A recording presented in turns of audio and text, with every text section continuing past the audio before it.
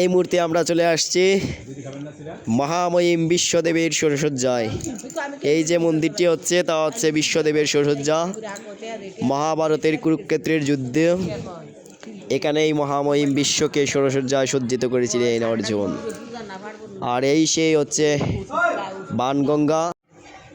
ধনুর্ধারী অর্জুন ওনার পিতামহ বিশ্বদেবকে বিশ্বদেব বলছে জল পিপাসা, জল তৃষ্ণা পেয়েছে।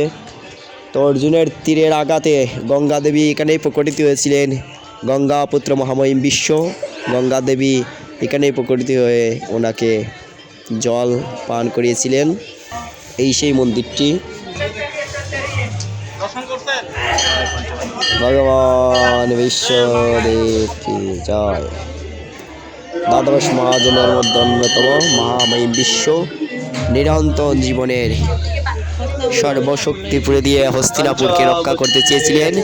হস্তিনাপুরের রাজা ছিলেন তিনি, কিন্তু রাজ্য অভিষেক হয়নি, তিনি রাজ্য চাননি। পিতার আদেশ পালন, পিতার সুখ সমৃদ্ধির জন্য তিনি নিজে প্রতিজ্ঞাবদ্ধ হয়েছিলেন।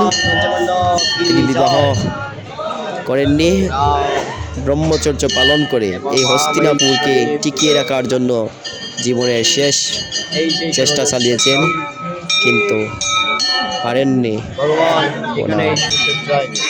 পুত্র নাতি কুরুক্ষেত্র সেই কৌরবদের জন্য তিনি সবসময় ছিলেন ন্যায় ও সত্যের জন্য, কিন্তু শেষ পর্যন্ত তিনি টিকিয়ে রাখতে পারেননি সেই হস্তিনাপুরকে। এখানে রয়েছেন রাম, লক্ষ্মণ, সীতা দেবী, এক পাশে রয়েছেন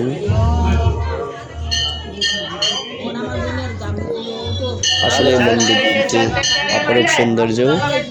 তা হচ্ছে কুরুক্ষেত্রের সেই মহামহিম বিশ্ব দেবের মন্দিরটি। সবাই আসবেন এখানে, কুরুক্ষেত্রের সেই রণাঙ্গনটি দর্শন করবেন, আপনাদের মন পবিত্র হবে। ধর্ময় ক্ষেত্রে কুরুক্ষেত্রে সমবেতায়ুৎসব মামকা পাণ্ডবাশ্চৈব কিমকুর্বত সঞ্জয়।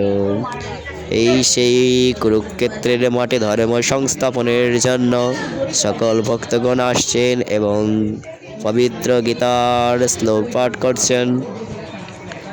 এখানেই সেই কুরুক্ষেত্রের রণাঙ্গনে যুদ্ধের সময় মহামহিম বিশ্ব সরসজ্জায় সজ্জিত হয়ে ওনার সেই শেষ প্রাণ ত্যাগ করেন উত্তরায়ণ সংক্রান্তির দিনে।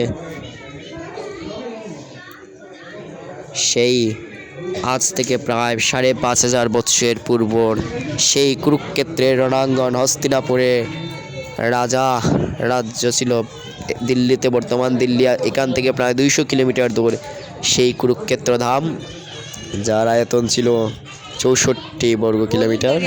সেখানেই আছে, এক পাশে ভগবান গোপাল ঠাকুর রয়েছেন, এক পাশে ভদ্রাকালী রয়েছেন। গোপাল ঠাকুরকে সবাই অভিষেক দোলনায় দোলাচ্ছেন।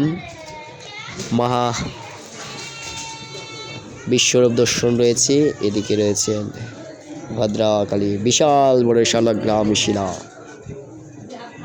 অপরূপ সুন্দর সেই লীলাভূমি, সেই বাণগঙ্গা সরোবর, ভগবানের কি অপার মহিমা। সেই ভারতবর্ষ, মহাভারতবর্ষে সকল কিছু রয়েছে দর্শনীয় স্থান। সবাই আসবেন, ভিডিওটি শেয়ার করবেন। জয় শ্রীকৃষ্ণ।